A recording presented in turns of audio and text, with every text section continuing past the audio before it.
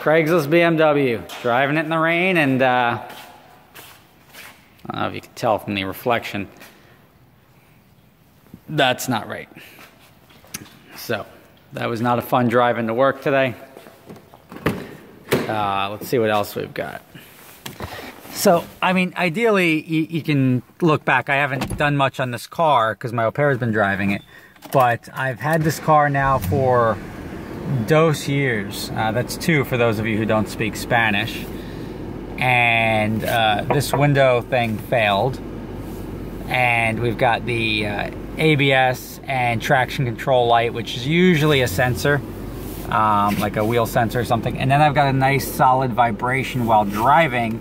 That vibration is not, it happens when it's in gear or out of gear when I put it in neutral, meaning that it's probably just wheel balance or a bent wheel. But as you can see there, I don't know how many miles are currently on the car because you can't read the damn thing. So we're about to find out what's wrong with this exactly. We've got those 3 issues, but honestly, like, I've had this thing for, I mean, I don't even want to say how long. It's 2 years. I don't know how many miles, I mean, but it's 2 years and 2 years, and first year I think I put like $1,500 into it. Year 2 I put 0. So now obviously we'll replace that window motor, but we'll see what else is wrong with it. But still, not the worst investment here to spend whatever it was, 3 grand or 35. I don't even remember what I paid for it. 3 grand or 3,500 on a car, and run it for 2 years. And we'll see. I'll show you. You know what? I'll be right back. I'll show you what this is going to cost to fix. Because you got to fix that. You can't just leave it like that. Yeah, that's a bent wheel. I don't know if you can see it from the wobble, but it's supposed to be nice and smooth. That was a rear wheel. So that was causing that. We'll get that straight, and that's another $100. So that's $130, $230. We figured there was a spare, which is right there. However, the spare was even more fucked than the other one. I sort of censored that. That was not really a swear word. And then I was thinking about putting these things on, but these old dry rotted painted tires are such crap, it's not even worth it. So I'm just going to straighten the one wheel, and then we'll plug it in and see what the sensor is that's causing the traction control and ABS light to be on. Yeah, whatever. Not expensive. Nothing expensive. That's what's nice about an old car like this. Everything's fairly cheap to fix. Alright, so we also have the ABS, the airbag, and the traction control light. We tried plugging it in to scan the codes for that, and what ended up happening was we couldn't connect, which means it's probably the ABS module or the traction control module, which is in the engine bay. Unfortunately, that's like $130 even used, so we're gonna get one of them and see if that solves the problem. That should clear all the lights, fix the wheel, blah blah blah blah blah. About $400 to fix the damn car, and probably another $40 to put gas in it. Then we'll be back good as new. I have come up on 2.5 years in ownership of the Craigslist BMW. Well, I'm happy to say it's gone, and it just sort of became annoying enough that it was time to get rid of it. Alright, so last day I'm going to have this in my life. These buttons, they're all there, but they're not attached. These lights, the traction control, the airbag, ABS, are all related to the ABS controller in the front. It's like $128, but there's a couple of different types of them, so I don't know which one to order. This door, we've replaced this window because this window didn't work, and now can't open it from the inside. And when you put this window down, sometimes it doesn't come up even though it's a new regulator. So what I have to do to get out is lower the rear window. Just like that. And then I can shut the window.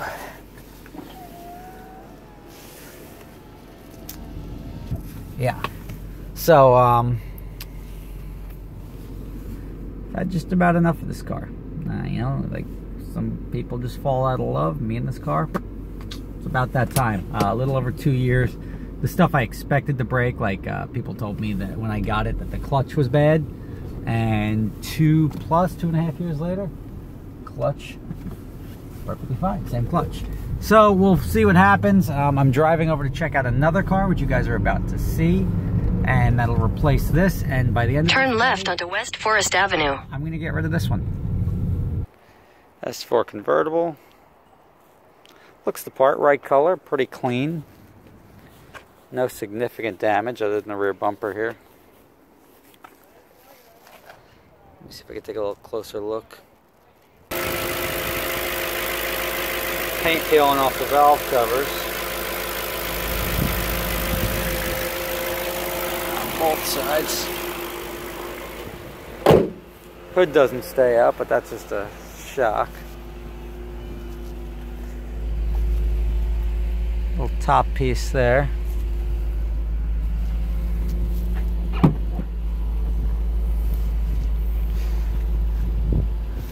This really bothers me, that water is coming out from in here somewhere. I don't know how it even gets in there. And then the little mold spots, like on the carpets. Mold spots there, I don't know. Maybe more trouble than it's worth. And then the dry rotted tires. Gonna need tires all the way around. This car is going to be a wholesale car, if anything, if I buy it. Okay, don't know if you see the bumper damage there.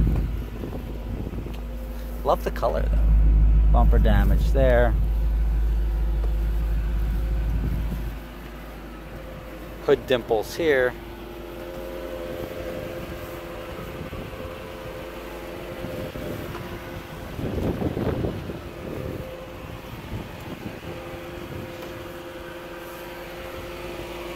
Foggy or moldy headlights? That is the question. Standard check engine light. But he just says that needs to go in for service, which means he's just going to clear the damn check engine light. See if the top works. And the top doesn't close.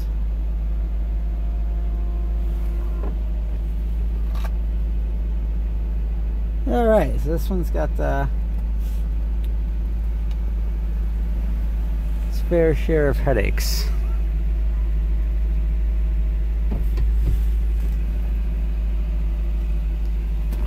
All stuff you want to look at when you look at cars. Everything works. Play, fidget, smell, touch, taste. Well, maybe not taste. I don't know. Maybe passing on this one. Shop the internet and find a better one. So that BMW is gone. The BMW for the last 2.5 years, it was good. And my au pair has been driving it.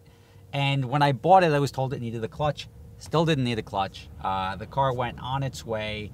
And I wish it well to the next guy. There's a couple of little things to fix, like the door handle and primarily the main one he should be concerned with is just the ABS sending unit or whatever it is that's causing those couple of lights to come on.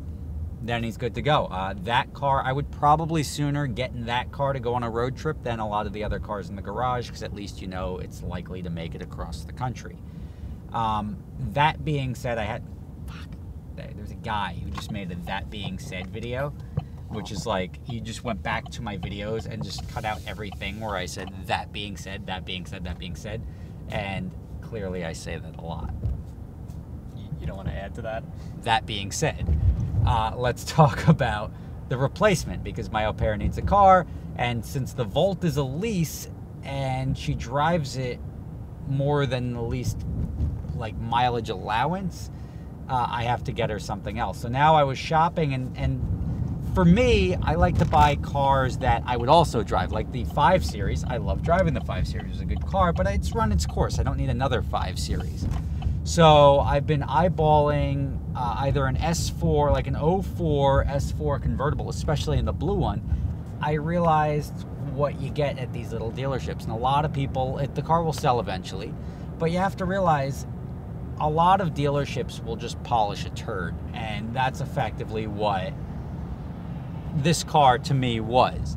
Any one of those issues wouldn't have been a game changer to me, but combine them all together and there was no way I was going to buy it. Lastly, the little cues that show about previous owners, the tires were dry rotted, sort of like they were on the BMW M3 that I gave away before I changed the tires, obviously. But the tires were dry rotted, and that shows that somebody hasn't changed the tires in 6 or plus years. Enough time for them to actually literally start cracking from age. So whether the car was a flood car and water got in it, whether the top was just left down all the time causing the interior to get mold in it, it's not a car I would have touched. So now I'm still in the market. I'm shopping for a replacement. Until then, she'll be driving this. But just little things you have to, every car tells a story, and you can tell the ownership history from looking for these little cues. If you don't know cars, and obviously you're buying a used car that's 10 years old or something because you don't have the money, bring somebody who knows cars with you to try to save yourself some money.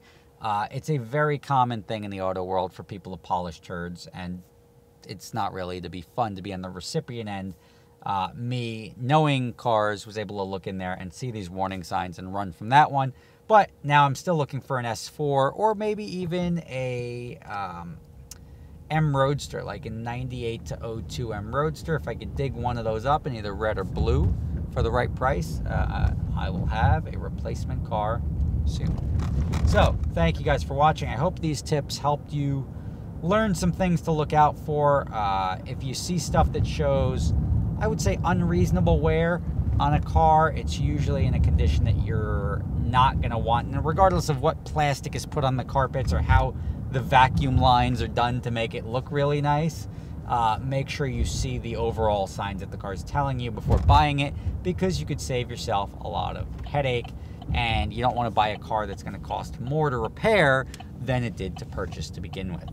So subscribe below if any of that was useful to you. If none of that was useful to you and you're such a automotive guru, subscribe below. Thanks for watching.